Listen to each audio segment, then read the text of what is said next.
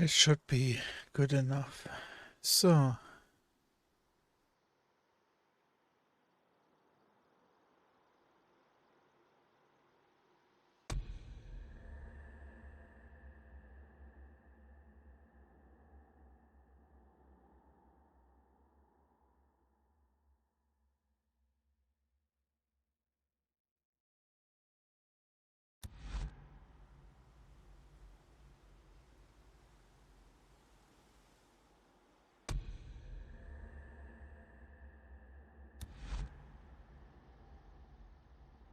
here's the problem.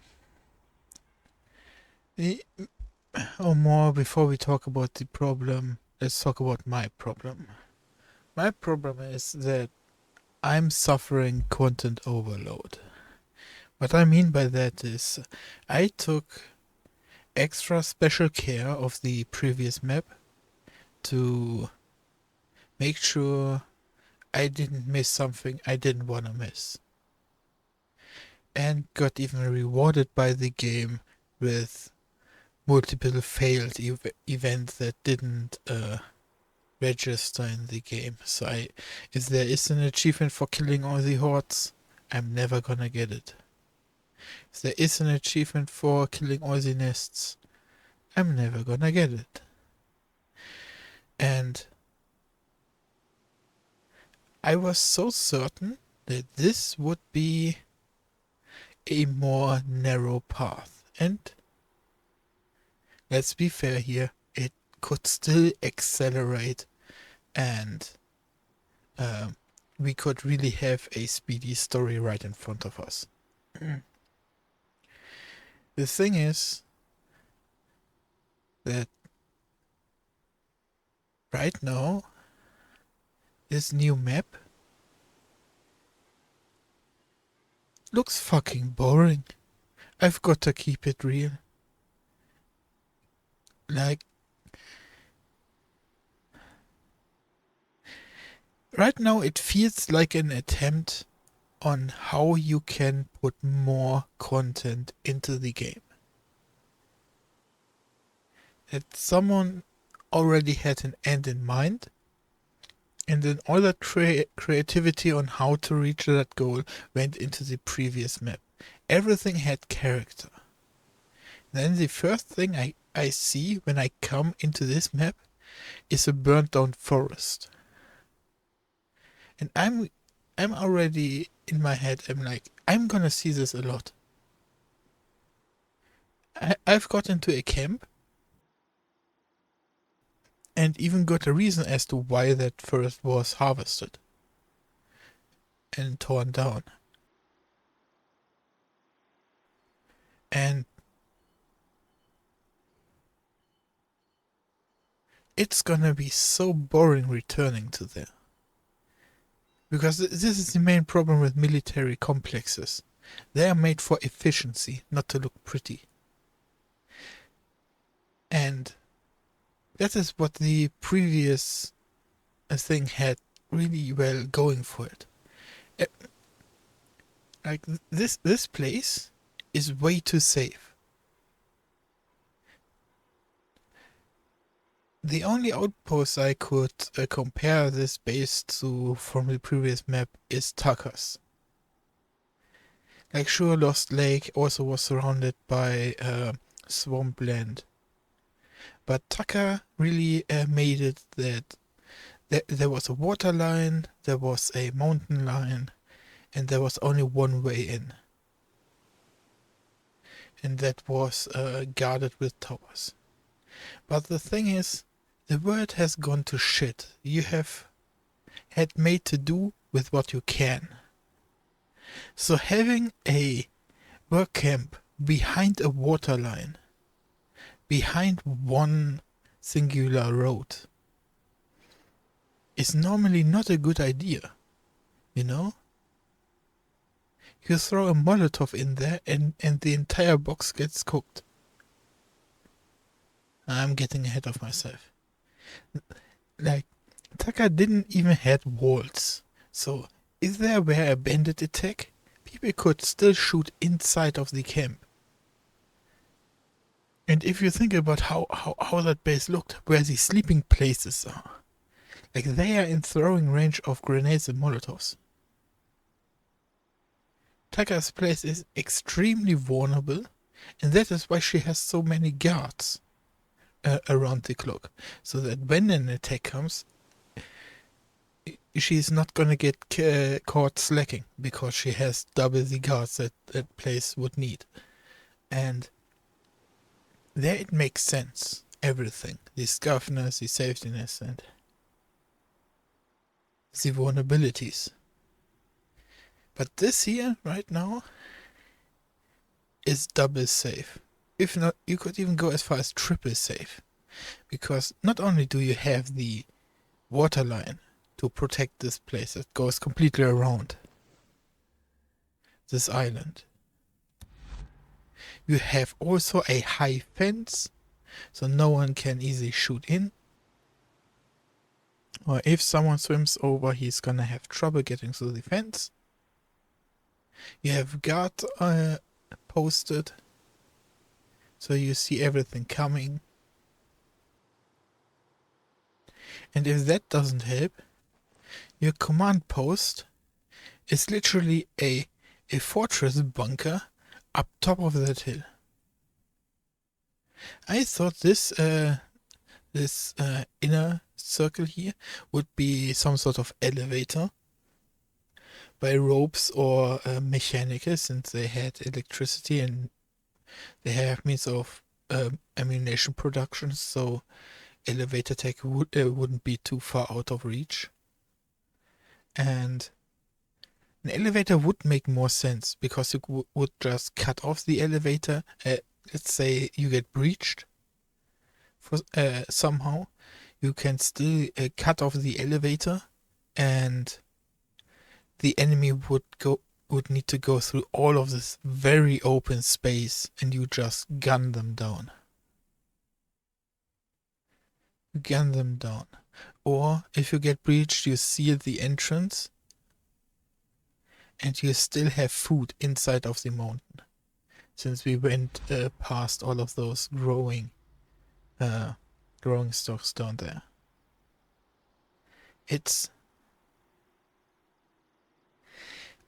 But the thing is,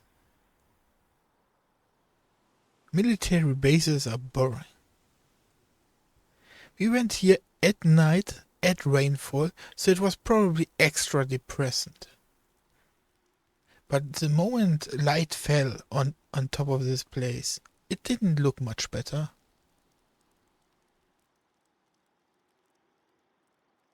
And I don't need this to be a clown party in here. I mean, there's even this old saying, you know, the worse the food is, the better your soldiers fight. Yeah? Your soldiers need to be annoyed so there is less bullshit going around.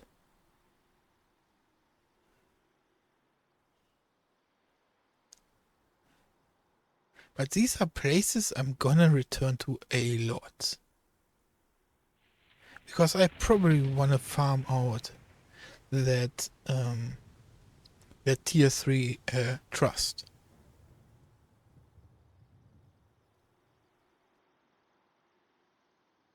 Also in this encampment is my love interest, you know? That's a minimum reason why I would return here a lot. Now, why is the rest of the map boring? Like I said, the other encampment, Diamond Lake, had a burnt down, harvested and burnt down forest around it. And sure, it makes sense. But what I see it as is, how can you recreate, how can you make a second map with as low as investment as possible? How do you not need to create assets that are that need extra effort or too much effort? So I'm very worried that that the storyline will be extremely boring. And this map over here had a romance going for it everywhere along the way.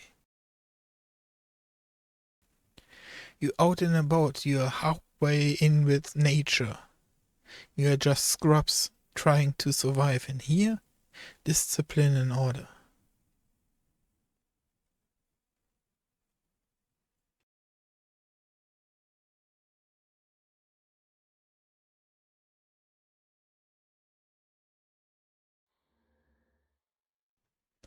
It could, of course, also be, like I said, my content overload. That I strained myself while doing all of the extra hordes, ambushes, encampments in this upper map. So I definitely have some fatigue and exhaustion from it. And I very much hope that this is still gonna surprise me and engage me, because the way the story looks for me right now, my view into the future, I'm gonna burn down the Wizard's Island. Because the leader is a religious maniac with an army. And I don't remember the last time this sort of story element went well. He will overstep and abuse his power at some point. I mean, he is already doing that. And we can probably recruit Diamond Lake guys, get them on our side to fight this lake. Wizard Island. What will be the escalating factor? Who knows? I don't know yet. But this is what it feels like. And maybe the game will find another way to go about stuff. Because, man, there are some interesting characters here. The chemical dude that is doing napalm right now. Also, is she our girlfriend or is she our ex?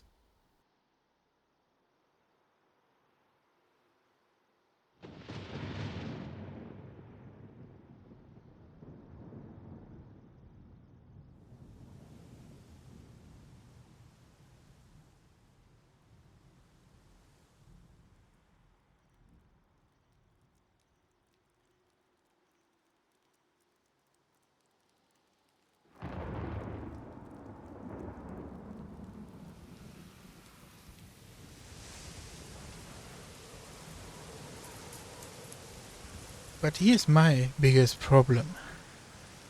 Like I said, I have content fatigue. In a way, my mind was expecting the game to end, and was accepting the extra fatigue or the extra strain, because there was a end on the horizon, and now there is expected to be an equal size of gameplay to be happen. But my problem is that if I step away from this game right now and take a break, I know I will not return. What I'm saying is that this game has probably 1 to 2 hours to become interesting. That right now it cut down every good point it had about it, and is telling the second chapter, maybe even the fourth chapter. Now you could, everything that happened here could be chapterized. And even if you think about it, you have Copeland, you have Tuck, you have Iron Mike, right? And it made so much sense that you start with Cope, then you have Tuck, and both are paying you for survivors, but Tuck gives you more money but way less EXP. And then later on you go to Iron Mike's and you get this giant EXP boost, which is better because you already have your ways of making money or have a stockpile of money, so you're not stressed for it. And so getting these 1000 EXP per recruit or survivor is a catch-up mechanic. I talked about this multiple times, how nice it feels to have this catch-up mechanic. But now we are blank slated again.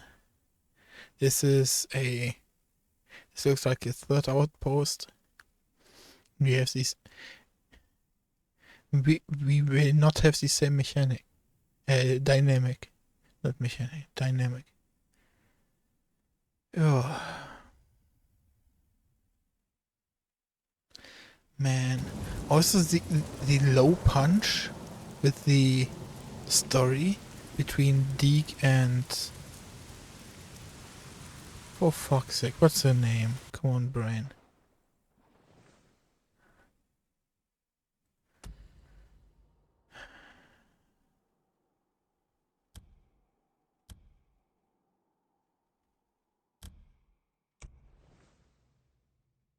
Her...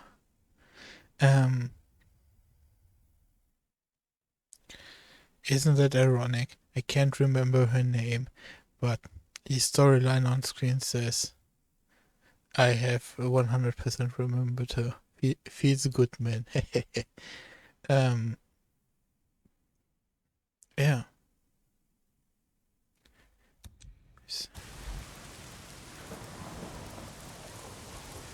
I'm gonna say it again since this is a separate patch of the game I just talked.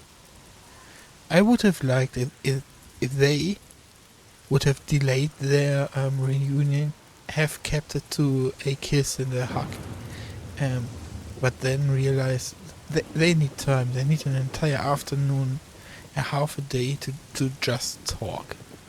What happened, how they ended up where they are, what they learned, what their goals are in life. Rekindle, relearn who each other is. And man, the game just made Deke the problem. And I hate it. I hate it so much. It's so unreasonable as well. If you think in the context, like, we knew she's dead. We had hope she wouldn't be. We then get told she survived the first camp, got moved to another, but that got overrun as well.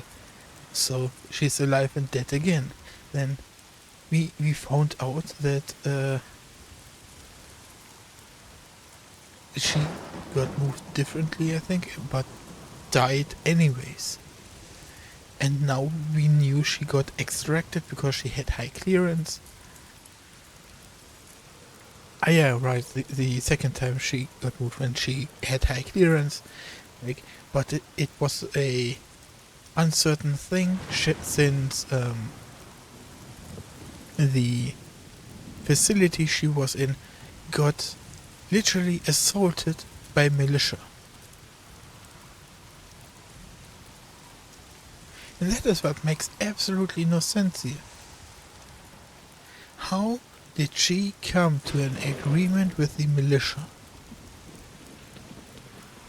I always had a hint that she worked maybe to create this zombie virus, maybe not, who knows, but that she would have an important role to play in the virus storyline. But bro, I hated how, dude, I cannot get over it how they made Deacon the problem.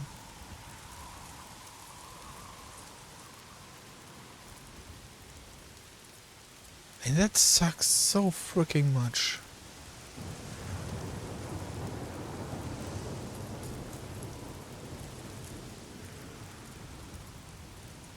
That's enough talking.